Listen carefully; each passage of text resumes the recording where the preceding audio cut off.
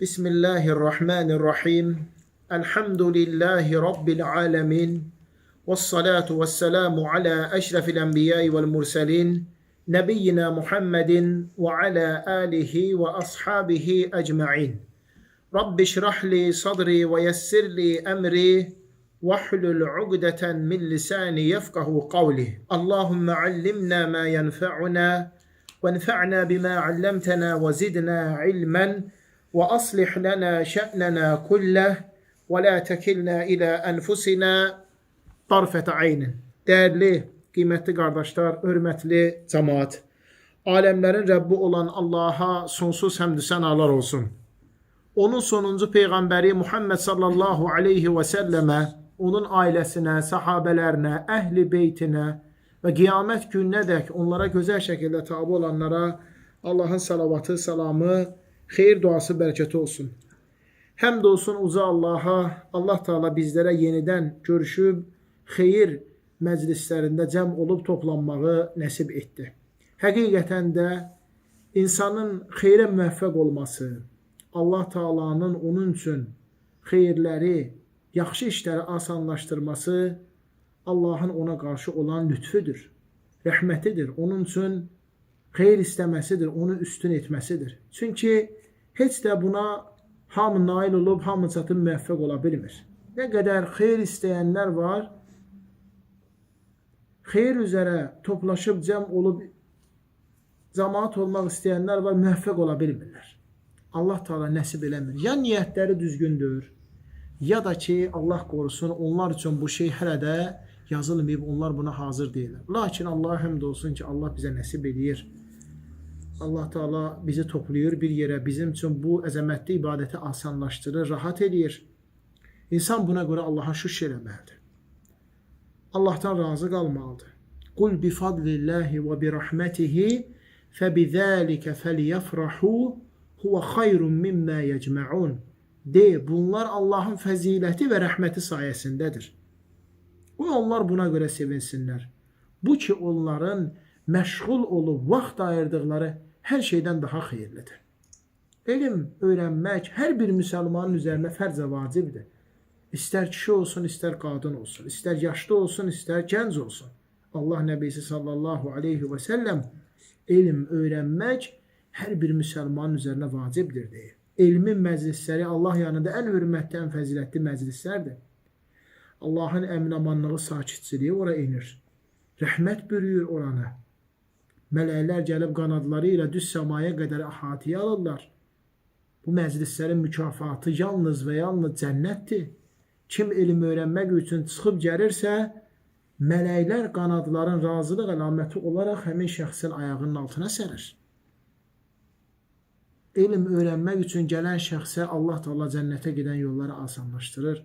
Allah Teala orada oturub iştirak edənləri əfv edir, bağışlayır. Onların adların Allah özü səma əhlinin yanında çəkir. Allahu Ekber. Aləmlərin Rəbbi olan uca Allah elm məclislərində oturub iştirak edənlərin adlarını səma əhlinin yanında çəkir. Kifayətdir ki, Allaha həsr elədiyimiz hər bir saat, hər bir ay, hər bir həftə, hər bir il bizə böyük-böyük xeyirlər ilə, mükafatlar ilə qayıdacaqdır. Amma insanın Allah'a həsr eləmədən keçirmiş olduğu hər bir saatına görə qiyamət günü Allah qorusun peşmançılıq çəkəcəkdir. Allah Resulü sallallahu aleyhi və səlləm bizlərə bunu hədisi şəriflərində buyurur. Qiymətli cəmaat, Allah Nəbisi Muhammed sallallahu aleyhi və səlləmin ədəb və əxlaq mövzusunda olan hədislərin oxumağa davam edirik. Ədəb, əxlaq o qədər geniş, o qədər böyük bir mövzudur ki, ibadətdir ki, dinin hər bir sahəsini əhatə edib içərisinə alır. Bu günə qədər oxuduğumuz hədislərə baxaq, içərisində təvhiddən hədislər oxuduq. İçərisində sünnədən hədislər oxuduq. İçərisində namazdan, orucdan, zəkatdan, həcdən, qonşuluq haqlarından, ata-anaya yaxşılıqdan, sədəqədən, hər sahədən hədislər oxuduq. Çünki bunların hamısı ədəb, əxlaq içərisində var. Şirkdən çəkinmək, bidətdən çəkinmək, günahlardan çəkinmək, hamısı bunlar Allah ilə ədəbli, əxlaqlı olmaqdır. Necə ki, zəkat vacib, fərz olan ibadətdir, amma sədəqə daha geniş bir ibadətdir. Yəni, sədəqə malla da olur, meyvə ilə də olur, para xurma ilə də olur, gözəl söz söyləməklə də sədəqə olur. İnsanlara əziyyət verən bir şeyi götürüb yoldan qırağa qoyursan, sədəqə olur. Gözəl söz söyləyirsən, sədəqə olur. Heç nə deyə bilməsən də təbəssüm sədəqə sayılır. Allah yolunda vermiş kimi ibadət qazanırsan. Fərz namazları məhdud saydadır. Gündə 17 rükət fərz namazı var. Amma nafilə namazlar nə qədər istəyirsən çoxdur. Daha genişdir. Ədəb, əxlaq da belədir. O qədər genişdir ki, dinin hər sahəsin içərisinə alır. Sələflər deyirlər ki, ədəb və əxlaq Allaha ibadət edib ona heç bir şey şərik qoşmamaq, Allah Resulü sallallahu aleyhi və səlləmin sünnəsi ilə əməl edib bidət və yeniliklər uzaq olmaq. İslamın fərzlərini yerinə yetirmək, İslamın əmrlərinə tabi olmaq, qadağalardan, haramlardan çəkinmək. Bu, ədəb və əxlaqdır. Ədəb və əxlaq heç kimə qəzəblənməmək, gülər üzlü olmaq. Ədəb və əxlaq səninlə necə rəftar olunmağını istəyirsənsə, sən də o şəkildə rəftar elə insanlarla. Bu, ədəb və əxlaqdır. Əgər istəyirsən ki, insanlar sənlə doğru sözlü olsun, onda sən də insanlarla doğru sözlü ol. Əgər istəyirsən ki, heç kim sənə maddi mənəvi zərər vurmasın, sən də heç kimə maddi mənəvi zərər vurma. Nə əkərsən, onu da biçərsən. Əl-cəzəu min cinsil əməl. Mükafat əməlin növündəndir. Mən amilə salihən fəli nəfsihi. Kim xeyir iş görürsə, xeyir onun özünədir. Yaxşı əməlin xeyri sənədir.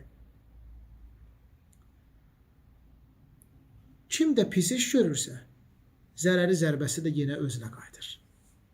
Allah qorusun. Allah Resulü sallallahu aleyhi və səlləm buyurur ki, mən yetimi himayə edib, onu qoruyan şəxs ilə cənnətdə birlikdə yaxın olacaq. Bəs bugün danışacağımız mövzu budur. Yetimi himayə eləmək, yetimlərə köməklik göstərmək, onların qayğısına qalmaq, bu haqda dinimiz çoxluca ayələr, hədislər buyurur. Allah subhanahu və teala Qur'an-ı Kərimdə buyurur, əsl möminlər haqqında وَيُطْعِمُونَ الطَّعَامَ عَلَى حُبِّهِ مِسْكِينًا وَيَتِيمًا وَأَسِيرًا. Özləri xoşlamalarına baxmayaraq, o şeyi özləri xoşlayırlar, buna rəğmən yetimi, miskini, ondan sonra yoxsulu yedirdirlər, içirdirlər və yaxud da geyimdir, özü xoşlayır, amma verir bir yetimə, onu geyindirir. Özü xoşladığı bir ayaqqabıdır, geyinmir, verir bir yetimə, yesirə. Yeməkdir, özü yemir, verir bir kasıba, küsüba, fağır, fuqaraya. Əsl müminin xüsusiyyətlərindəndir. İnnəmə nut'imukum li vecihilləhi. Biz sizə bunu ancaq Allah üçün eləyirik. Lə nuridu minkum cəzəən və lə şükura. Bunun əvəzində sizdən nə bir mükafat, nə də bir təşəkkür, sağ ol istəmirik. Əsl müminin xüsusiyyətidir. Özü xoşlayır, bəli, bu geyimi özü sevir. Bu yeməyi özü yemək istəyir. Amma onu geyinmir, onu yemir, verir kasıba, küsüba, yetimə, yesirə. Əsl müminin xüsusiyyətidir. Allah Resulü sallallahu aleyhi və səlləmin yanına bir nəfər kişi gəlir, deyir, ya Resulallah, qəlbim çox sərtdir. Gözümdən yaş axmır. Mənə elə bir əməl öyrət ki, gözümdən yaş axsın, qəlbim də yumşalsın. Allah Resulü sallallahu aleyhi və səlləm buyurur ki, fağır fuqaraya köməklik elə, bir də daima əlin yetimin, yesirin başının üzərində olsun. Onların başına sığal çək. Yəni, onlara köməklik elə. Bu həqiqətən də qəlbi yumşaldır. İnsanın qəlbi baharla dolur. Adi şəxsə köməklik eləyəndə rahatlaşırsan, sevinirsən. Bir də var, həqiqi ehtiyac sahiblərinə köməklik eləyəndə kasıb, fağır fuqara, yoxsul, yetim, hamısı. Bizə sabah Allah üçün ağlamağı da nəsib edir. Əslində, onlara köməklik edib, onlara yardım edəndə insan daima axirəti xatırlayır. Heç insanın yadına orada dünyalıq heç nə düşmür. Axirəti xatırlayır. Əfsuslar olsun ki, bəzi insanlar fağır fuqaraya köməklik etməyin, yetimi, yesiri, yoxsulu doyurmağın, geyinməyin çəkib cəmaatla paylaşırlar. Vermiş olduğu köməklici, etmiş olduğu yardımı görürsən ki, çəkir, videolarda, şəkillərdə paylaşır. Yəni, ya ona heç ümumiyyətlə savab yoxdur, ya da ki, çox az bir şey qalır. Sağ əlin verdiyin, sol əl bilməməlidir. Sağ əlin verdiyin, sol əl bilməməlidir. Yəni, sənin etmiş olduğun köməkliyi başqaları bilməməlidir. Gizləməlidir. Olar, bəli. 10 nəfər, 15 nəfər, 20 nəfər qardaş arasında insan söhbət aça bilər. Filanca kasıb var, filanca yetim ailə var, filanca dul qadın var. Gedən onlara köməklik edəyən, kimin nəyə gücü çatır, kimin qulpundan nə çıxır. Bəli, bu olar. Xeyrə çağırmaq, xeyrə təşviq eləmək, xeyrə səbəb olmaq olar. Bəli, həm də orada toplanır, gücü satılan məbləğ, ərzaq və s. Bir nəfər, 5 nəfər gedir, o köməklici eləyir, əlhəmdülillah. Bu, xeyrə çağırmaqdır, bu şəriətimizə icazədir. Bu riya deyil, Allah qorusun. Həmçinin ibrət olsun deyə insan bölüşə bilər. Amma bu da çox ağır məsələdir. Alimlər deyirlər ki, əgər niyyətinin pozulmayacağından əminsənsə, sabah riyaya düşməyəcəyindən əminsənsə, ixlasa əks deyilsə eləyə bilərsən. Təşviq babından. Məsələn, biz kənddə 20 dənə kasıb ailəyə köməklik elədik. Qəşəng çəkirsən, paylaşırsan. Kəndimizdə yollar pis idi.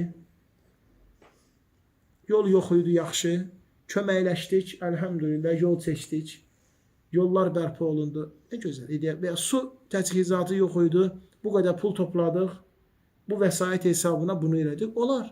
Qıraqdan da insanlar baxacaq, qonşu kəndlər, qonşu qəsəbələr. Onlar da əlhəmdülillah təşəbbüs olacaq. Onlar üçün də bu xeyir işlər. Allah Resulü sallallahu aleyhi və səlləm deyir ki, mən və yetimi, dul qadını himayə edən şəxs şəhadət barmağı ilə orta barmağını birləşdirərək deyir ki, bax, bu cür yaxın olacaq. Şəhadət barmağı ilə orta barmağını birləşdirir və deyir, bax, bu cür qiyamət günü yaxın olacaq. Hamımızın da arzusu, istəyi budur ki, qiyamət günü Allah Nəbisi sallallahu aleyhi və səlləmin yanında olaq. Ona yaxın olaq. Ona yaxın olmaq, onun yanında olmaq əməllərindən biri də bax budur. Kasıba, ehtiyac sahibinə, fağır fuqaraya, xüsusən yetimə və dul qadınlara demək, köməklik eləmək. Nə qədər dul qadınlar oldu, xüsusən də 2-ci Qarabağ müharibəsindən sonra. O şəhidlər, Allah onları şəhidlərdən qəbul etsin, onlara rəhmət eləsin. Qanları ilə, canları ilə getdilər, biz bugün rahat ibadət eləyək, rahat ruzumuzu qazanaq, rahat ailəmizlə vaxt keçirək, uşaqlarımız məktəbə rahatca gedib gəlsin. Onlar getdilər, ailələrin bizə tapşırıb getdilər. Qanları ilə, canları ilə Allah yolunda, vətən uğrunda, din uğrunda şəhid oldular. Onların gərək geridə buraxdıqların imkanlı şəxslər Allahın köməyindən qoruyub saxlasın. Onlara yaxşılıq eləsin. Onların üzərində daima əlləri demək olsun.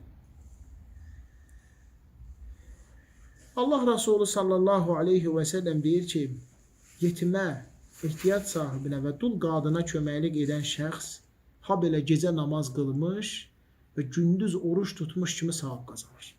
Sanki gecəni namazda keçirdi, ibadətdə keçirdi, gündüz də oruç tutub, orucu saxlayıb. O şəkildə Allah subhanahu ta'ala ona savab yazır. Dinimizdə ən böyük 7 günah var. Böyük günahlar çoxdur. Onların ən həlak edicisi 7 dənədir. Peyğəmbər sallallahu aleyhi və səlləm deyir ki, sizə həlak edən 7 günahdan çəkinməyi tövsiyə edirəm. Deyirlər, ya Resulallah, onlar hansılardır? Allah Resulü sallallahu aleyhi və səlləm sayır şirk, sehir, Bir də nə var? Əqlu məlir yetim. Yetimin malını yemək. Yetimin haqqını yemək. Bu əgər onun haqqıdırsa, məsələn, qardaş verib ki, mənə bu papağı filanca yetim var, ona çatdır. Və ya bu kurtkanı ona ver. Və yaxud da məsələn, 1000 manat pul toplamışıq, sizdə yetimlər var, onlara ver. Ehtiyac sahibləri var, kasıblar var, dul qadınlar var, onlara bölüşdür. Mən neynəməliyəm? Onu qəpiyinə qədər. O papağı, o geyimi onlara çatdırmalıyam. Aydındır. Onların malını yemək olmaz, icazəli deyildir. Yetimlər xatırlananda Allah Resulü sallallahu aleyhi və səlləm xatırlanır, yada düşür. Çünki özü həmçinin gedir yetimlərin babası.